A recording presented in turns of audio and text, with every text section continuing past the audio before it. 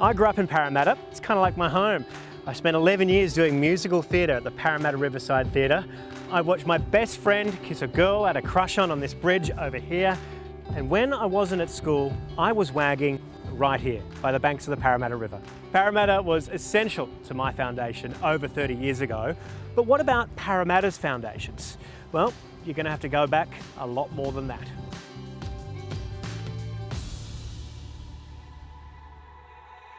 "300 million years ago, Australia was still attached to Antarctica. This huge landmass called Gondwana was a lush rainforest.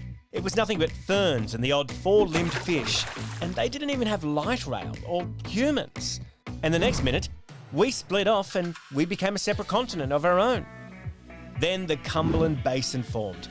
It took a while to do that, about 120 million years, but once it was flowing with fresh water, life flourished by the Parramatta River.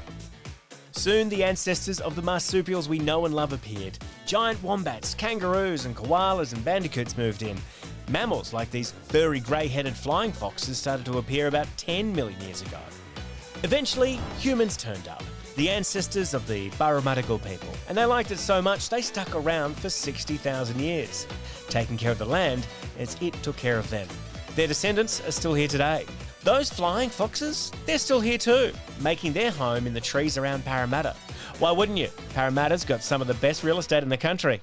So tell us, why do bats love Parramatta Park? I think the fact that there's a nice water body there, tall trees, makes it a perfect spot for bats. I think scientists are still trying to work out why bats tend to roost where they do, but Parramatta Park is such a beautiful spot, so I think I'd like to live there too. Maybe it's because they are big fans of the Parramatta eels? Maybe, yes, yes.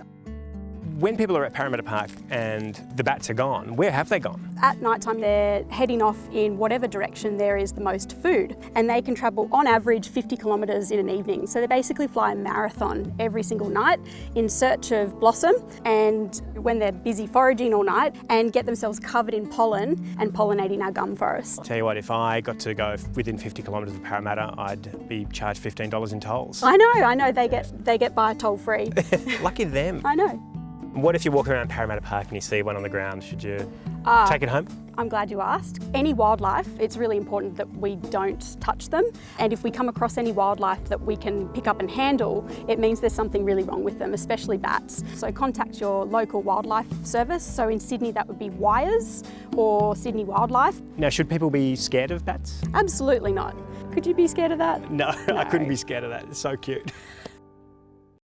Homo sapiens are the largest mammal to inhabit the Parramatta area. They've built hives where many humans spend their days gently tapping at machines in order to impress their worker leaders.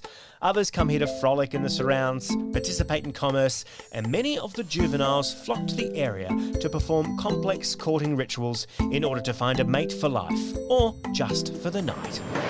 What? Okay. Even today, Parramatta's foundations are being remade once again for the future.